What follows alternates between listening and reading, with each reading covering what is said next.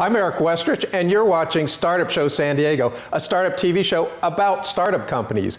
We celebrate startup heroes and leaders, and together, we grow our startup ecosystem to create even more. Over the next half hour, we'll connect you to the fun and culture of the startup community with inspiring stories and with the tools and resources that startups need to succeed. And if you like pets and even robots, you won't want to miss this PetTech episode, so stay tuned.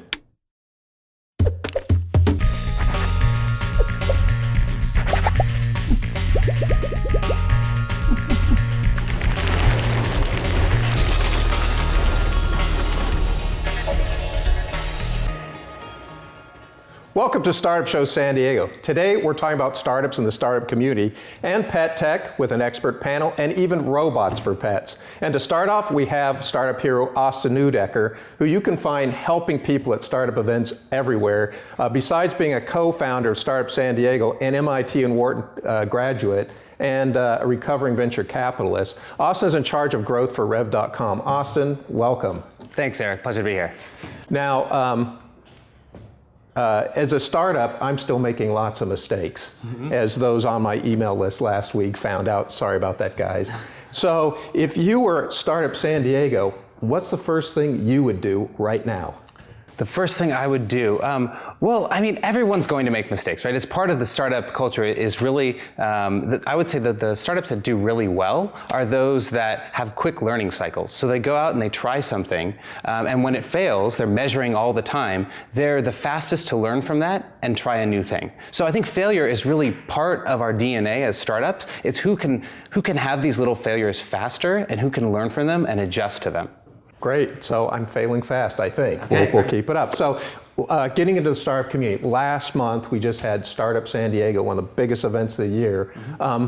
Tell us about Startup San Diego. Yeah, Startup San Diego started when a group of us, really entrepreneurs, got together and we felt like we could build a better ecosystem here in San Diego. We kind of looked out at the ecosystem and saw that there were a lot of really cool things going on. There was good companies, good organizations in town, all well-meaning in trying to make the best out of the ecosystem. But we felt like there really wasn't a unifying culture. There wasn't, a sense that you were a San Diego company. And what do you think?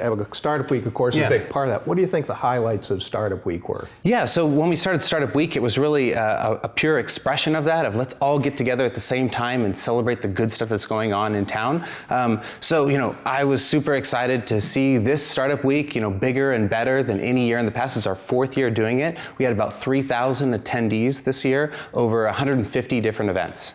And you had lots of tracks, social events. What were the 5 things you would want everybody to know about this year's Startup Oh gosh, Week? 5 things. Top 5 things. Well, as you mentioned, so we kind of doubled down on a track system. So the track system was meant to really focus on what are the different stages of your life cycle as a startup, and how do we build activities or workshops around what you need at each of those stages. The second thing is within that track system, we expanded it to include new industries. So before we had really focused only on the life cycle stages, and now we're talking about specific industries which San Diego does very well. That's the binational track with our partners in Mexico, the biotech track, the cybersecurity track, the brew tech track, all really talking about some of the things that we have strengths in this ecosystem about. Fantastic. And what do you think next year's San Diego Startup Week looks like? What are you excited about next week? I mean, obviously it's going to be bigger. Yeah. So we only got tracks. Yeah. Tracks. The honest answer is I don't know yet, right? So this is a volunteer-led organization. We're really excited, and I think we're not necessarily looking to expand the amount of activities, but we're trying to make sure that we expand kind of who we impact. So how to do that is still maybe an unknown question, and we're going to group as volunteers and try to figure out what the best manifestation of our baby is to really meet that need in the community. Fantastic. So when's Startup Week next year? Yeah, I believe the date that we've set is the 17th of June, 2017. And so it'll be a week after that. So you can find that, of course, on San Diego StartupWeek.com as it comes along. So put that dates into your schedule, June 19th through 23rd, and we'll see everybody there next year. And thank you, Austin, for everything you do. Thank you, Eric. Don't go anywhere. We'll be right back.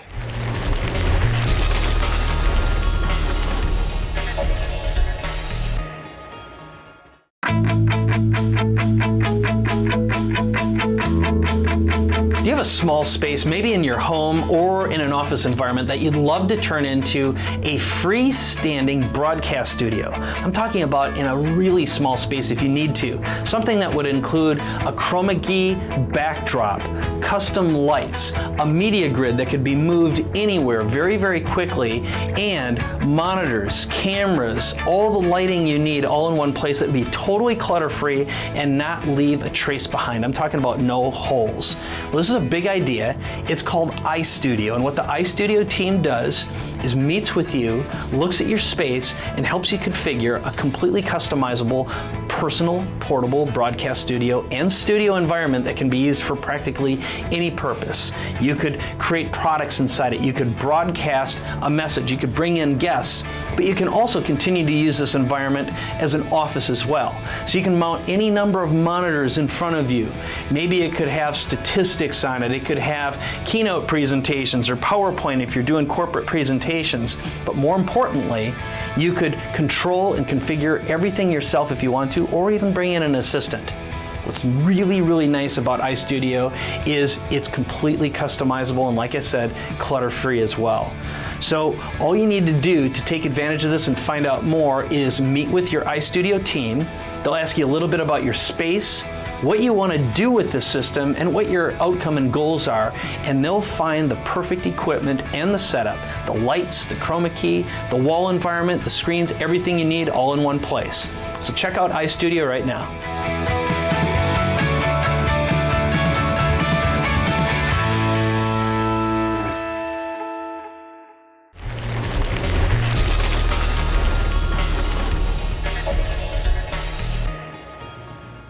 Welcome to our PetTech panel. Our experts cover everything from pet care to pet services to new technology for pets. Alina Gordon is an expert on hands-on pet care and pet services, and she's here with Golda, who's an expert on being a dog. We also have Alex Trainer, who's an expert on pet technology. Panel, Alina, Alex, welcome. Thank you very much. Thank you very much. So, Alina, tell me what's special and amazing about your startup. So for us, we are actually building a community of pet lovers that come together and help each other take care of their pets. So it's a pet sharing community, an alternative to pet sitting. So instead of hiring someone when you need to go out of town, or you're working late hours, or you just want to go out for a night, you have neighbors that would love to hang out with your pet without having the monetary compensation for it.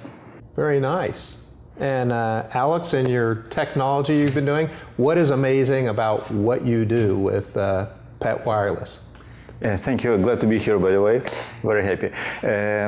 Several things are amazing, I think. One is that we help pet owners to have healthier pets and most importantly, maybe to live longer lives. If you think about pets, there are babies and children, right? And you expect not to outlive your children. But unfortunately with pets, it's not the case, right? So you cherish every day with them. And that's what we do, our product called Telio, and it looks for early signs of diseases and alerts the owner so they can take action and prolong the life and make them healthier. Yeah, pets don't always tell you what's going wrong, so. That's true. Yeah, so that's great.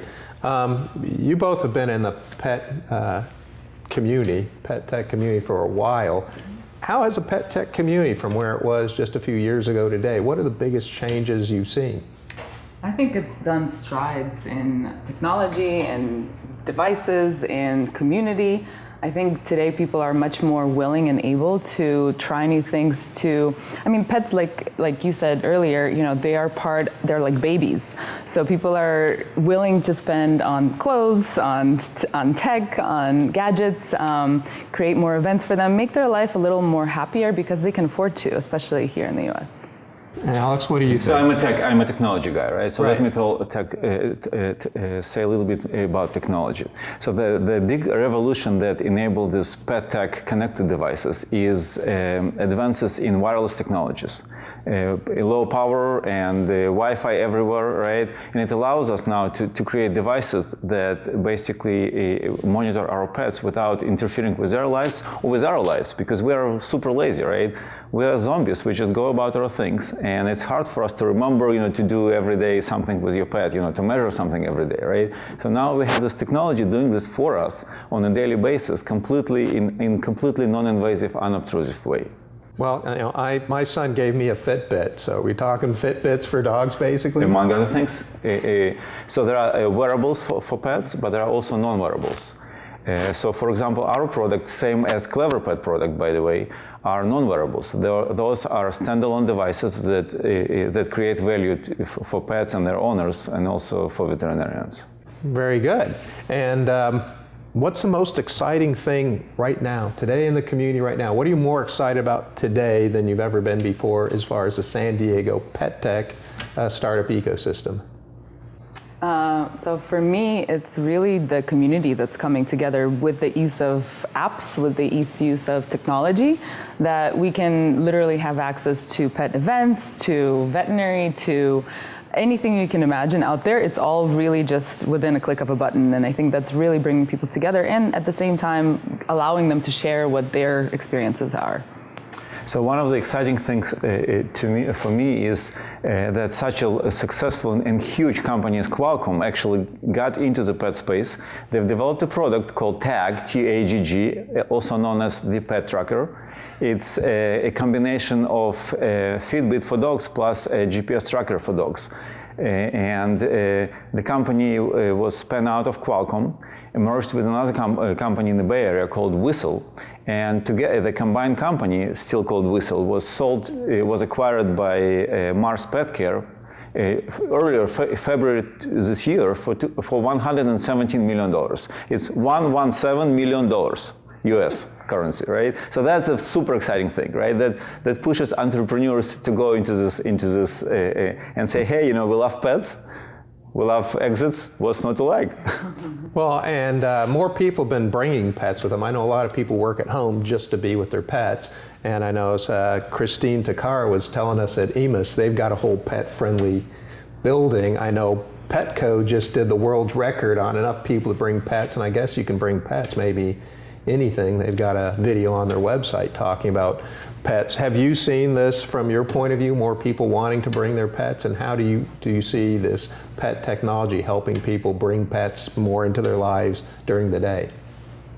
Yes, I think it's a huge trend, and it's actually, because people are working from home more often, because it's a much more moving, evolving situation, that people can actually have them going into stores, into restaurants, into nightclubs. I've seen a puppy at a nightclub recently, but I think it's really important for us because they're our babies. So we want to make sure they're always next to us and protected and always a good time. From my point of view, our company is currently focusing on cats. And cats are different animals, pun intended, from dogs. So you can see, from small places such as, people create cat cafes. Have you heard of a cat? There's a cat cafe in San Diego, actually. There's a cat cafe in Paris, London, Florida somewhere, in many, many places. So you Japan. yeah. So that's on the small side. On a large corporation side, Google actually has a pet policy, and their pet policy is racist. Pardon me, but don't quote me anywhere, right? So they say that you are allowed to come in with your dog, but beware that cats may not get along with dogs. So we are there to connect you with your cat while you're sitting in Google and working, or other companies like this. And of course, it's not racist. I'm just making a joke, obviously, right? The idea is that cats are territorial, so they get stressed if you remove them from their territory, which is their house.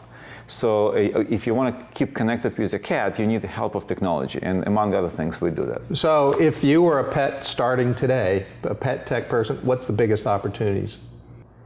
I think it's really connecting more and building more of a stronger base of a community. Connecting pet owners with the pet companies. Exactly. Pet companies, pet lovers, really opening up to, I think that's kind of where we focus, is the segment that's just people that love pets. And pet tech funding? And pet tech funding, exactly. Funding. Yeah, Where absolutely. Do you find pet tech funding?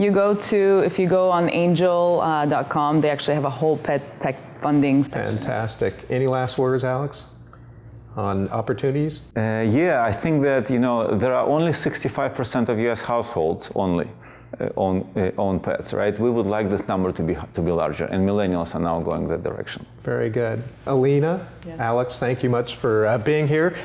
Thank you for watching our Pet Tech section, and stay tuned. We've got a clever pet and a great interview coming up. We'll be right back.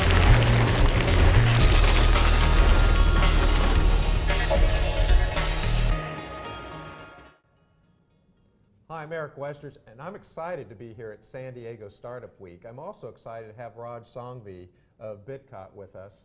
I asked Raj to come by because when he helped us with the Startup Show San Diego website, he had kind of a unique perspective, and I hadn't really even had a chance, we haven't really had a chance to talk hardly at all, and I wanted to have a more in-depth conversation. So maybe you could tell us where you got that startup bug.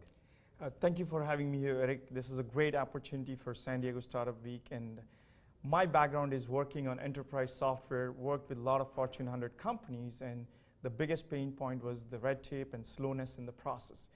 I started my company to help startups and software development to be much faster, much efficient, and build mobile apps, web apps, technology to be the driving force that can still be done at a lower cost and be scalable.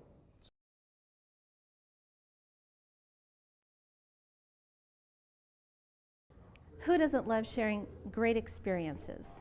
With Rusty, you get to share all your great experiences with your friends and family in social media, being able to communicate back to the business owners about that experience, and finally, we think it's important to be able to contribute back to your local schools and charity in your area.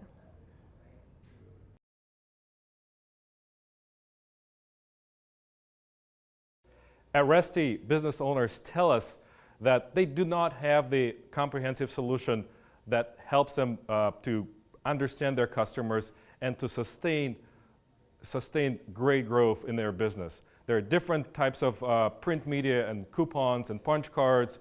They don't deliver the sustainable growth. The other services like Living Social and Groupon take too much of their margins, and they're trying to embrace new ways of social media and sharing and learning about their behavior so they can gain insights in the customer minds and target and provide the valuable offerings that actually matter to the customer. There's no tool that provides the communications between the customers and the businesses so the businesses can understand the customer and customer can communicate to businesses.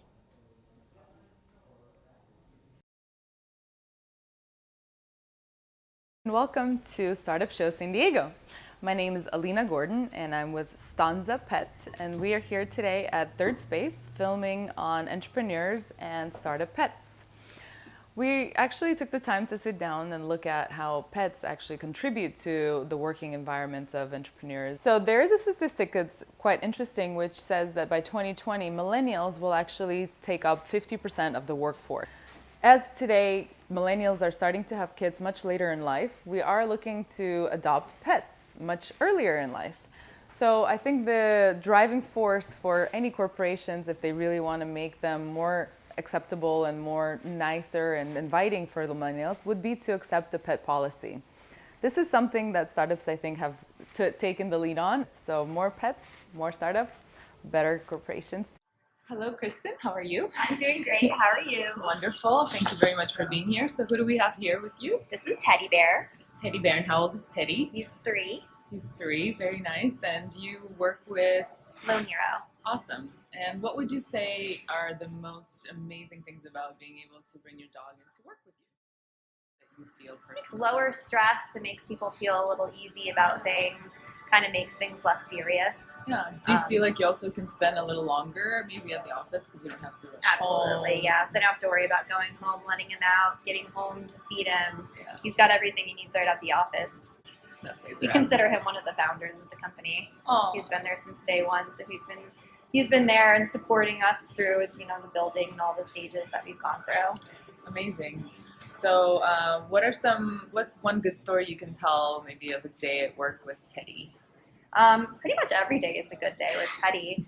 It's really cool to see my team having Teddy come over to their laps or lay down with him in one of the bean bags and just really relax and enjoy it.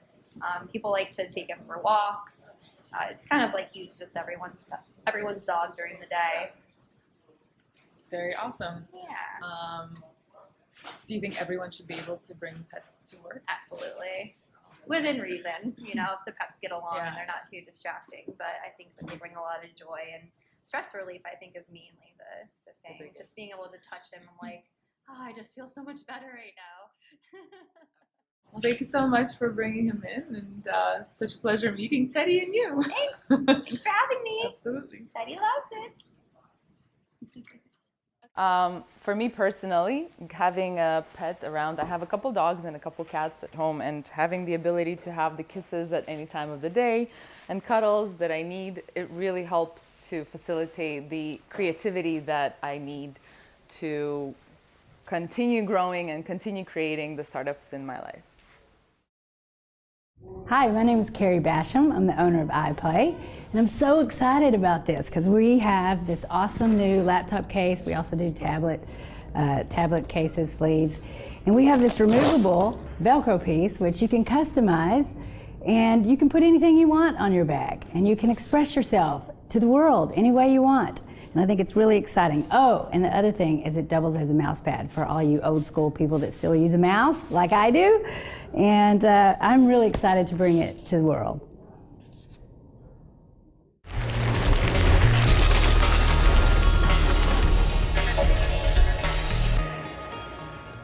Welcome back. If you like pets and robots about pets, then you're in the right place. Clever Pet is a San Diego startup that uses technology to keep pets engaged who are left alone all day.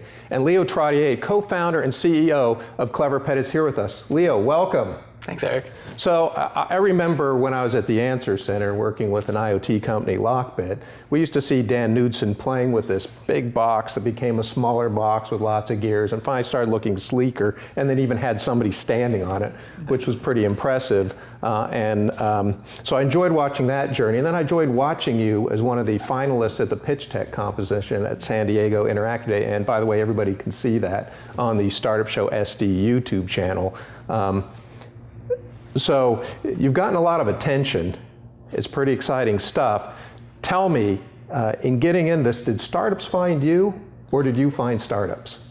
Yeah, so I was doing a PhD in cognitive science, and I've just always been really interested in that intersection of cognitive science and technology and culture. And when I eventually noticed that most homes were one hardware product away from being able to provide entertainment and training and engagement intelligently to animals for thousands of hours a year, I got really excited about all the opportunities that opened up, and recruited Dan, and we were kind of off to the races from there. So you had this idea of connecting pets with playtime. Mm-hmm. So what is Clever Pet?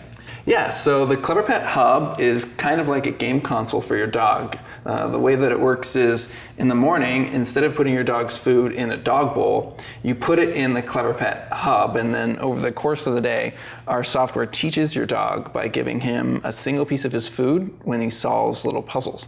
And because it's connected to the internet, you can keep track of what they're learning and what they're working on and how well they're doing automatically. So what kind of puzzles? Sudoku? Actually, it's more like Go and chess. No, I'm kidding. But the game Simon. So you press a touchpad that's lit up, or a sequence of touchpads light up, and then you touch each touchpad in order. So the dogs do lights and For now, that's the way that it works. But it's also got a speaker and a microphone, and you'd actually be surprised what you can do with just 3 touchpads. Okay, and Oculus Rift coming in the future, maybe? Oculus Rift for dogs, maybe. We'll see. We'll see.